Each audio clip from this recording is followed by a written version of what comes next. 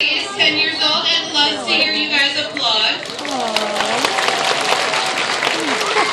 Behind Callie is Chloe. Chloe is 24 years old, loves to blow kisses to her fans.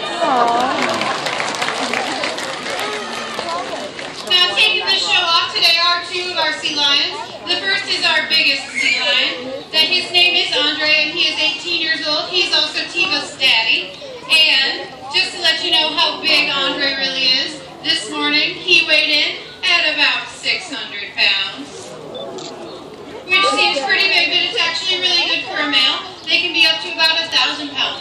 Andre himself has even weighed up to 800 or 850, so it's pretty good weight.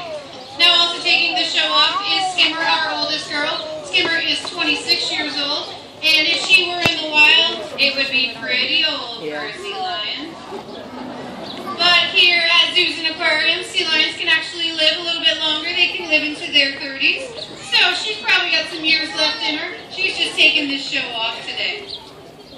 Now these girls in front of me weigh about 200 pounds, which is nothing to be embarrassed about.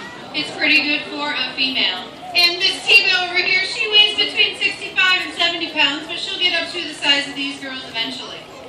Now seals, sea lions, and walruses all belong to the pinniped family. It's just a fancy word for mammals with something special. These flippers these girls are showing to you. Now, most people know what a walrus looks like. They're really big. They have those really big tusks. They can weigh up to about 2,000 pounds. But a lot of people may confuse seals and sea lions. Girls, what's wrong? Oh, nobody is calling you a seal. Don't worry. Alright, well, just to be sure, we'll go over the differences so you guys never confuse them. The first thing to do is just look on the sides of their heads, and you'll see these small flaps of skins by their ears. Now, seals, they do have ears. They just lack this little flap of skin on the side of their head. Now, a good way to remember that is, when you first came into the zoo, you probably saw our lions. Well, lions have ears. Sea lions, they have ears too. So now you'll never be confused. Now, another way to tell the difference is how they move around on land. Sea lions actually can tuck their hind feet underneath them, and they can support their whole body weight with their front flippers, kind of making it look like they're walking around on all fours. We can see if Chloe might even do a little dance for us. Nope, I guess not.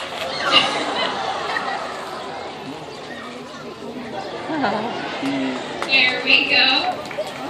Seals, on the other hand, they have these short, squatty front flippers that they can't get underneath them. So when they're on land, they're actually low to the ground. And how do they move?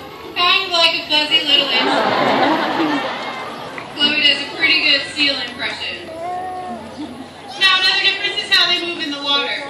Seals, because they have those small front flippers, they can't use them to swim. They actually use their back flippers in a side-to-side motion like Chloe's showing you now. Sea lions, on the other hand, will use their powerful front flippers and take a couple of good strokes, and they can get at some pretty high speeds around the pool. They'll take those couple of strokes and then get very streamlined in the water there so they can move nice and fast. There Callie goes. Haley. Now, it was so great to see how streamlined Callie was underwater. Let's see, can you guys show them how streamlined you can be? Streamlined girls. There you go. Good job. Now, sea lions in the wild, they actually don't have the luxury of being able to have somebody standing in front of them and handing them fish. They have to worry about predators. Sea lions actually have two predators. The first is a killer whale. The second, let's see if these girls can show you what the second might be. See if you guys have any guesses. Alright, I heard some of you say it is a shark. Now, if a sea lion were to come across a shark in the wild, they would do a behavior that we call porpoising. This allows them to keep on moving and take a breath while they go. I think it also probably confuses the predator, seeing as the thing they were just chasing all of a sudden disappeared right in front of their eyes. It's a pretty good diversion method for that predator. Now, sea lions eat fish. You can see I'm feeding these girls fish. We cut up the fish here at the zoo so we can do some behaviors with these girls. But in the wild, sea lions have actually seen a sea lion eat a fish about 6 to 8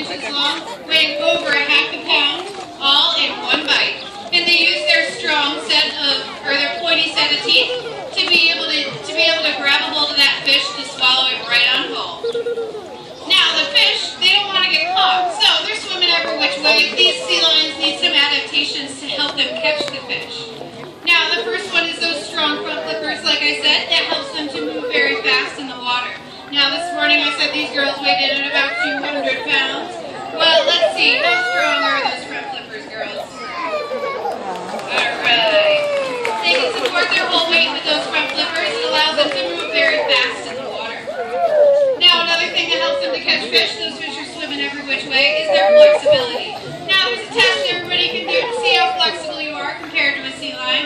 If everybody wants to tip their head back and see how far back you can look, most people can look pretty much straight up. I see some of you trying it.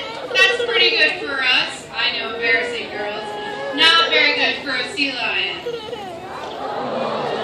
These girls can actually touch their noses and their foreheads to their backs.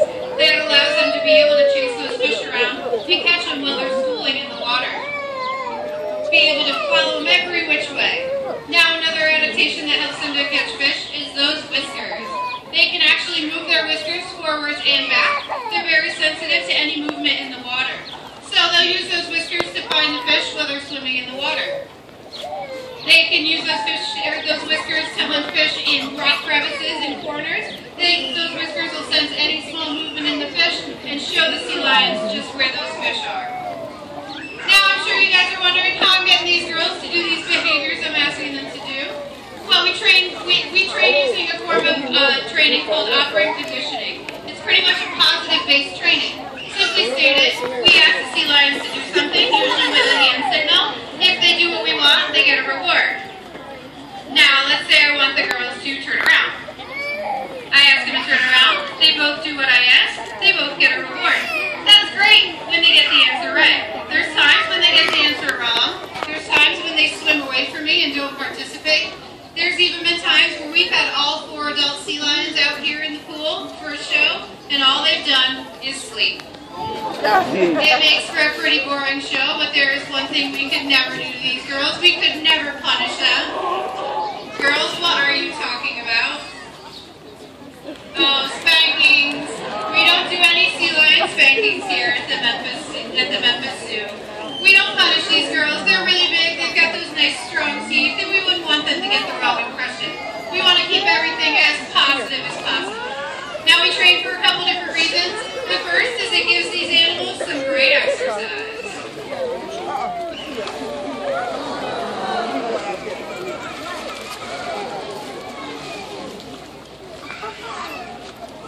Now, these are these show behaviors that you're seeing. These are the fun behaviors that allow them to use those adaptations and have some fun in the pool here.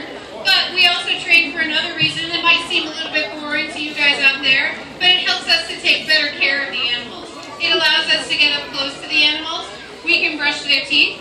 We can even put drops in their eyes. They'll even lie perfectly still and allow us to draw blood from a vessel near their hind flipper. And they pretty much do this all for a piece of fish, which they're pretty excited about. Now, we also have those show behaviors I was talking about. Who wants to see some more show behaviors? Yeah, some people here. All right, Chloe, let's see if you can do some more show behaviors for us. Now, Chloe likes to play Frisbee. How many of you out there like to play Frisbee? Yeah, some of you out there. Well, Chloe has no hands, so we got to see what Chloe's going to do to be able to catch this Frisbee here.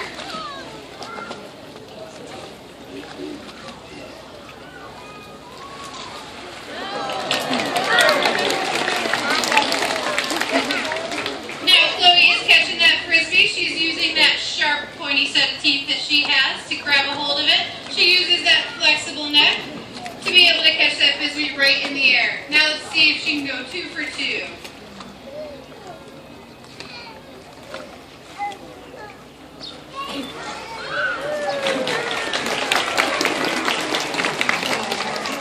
Good job, Chloe. Chloe has another behavior she might want to show you today. See if you can take a look at this behavior and see what adaptations she might use for this behavior here.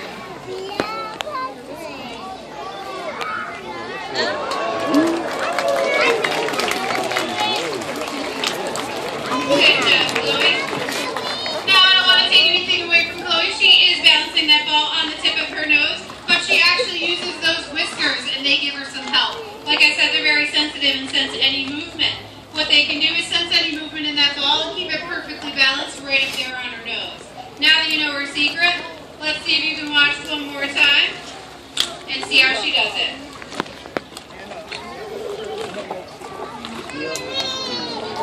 You're getting a little bit less applause this time, Chloe. They've already seen it. You got anything else? How about anything else?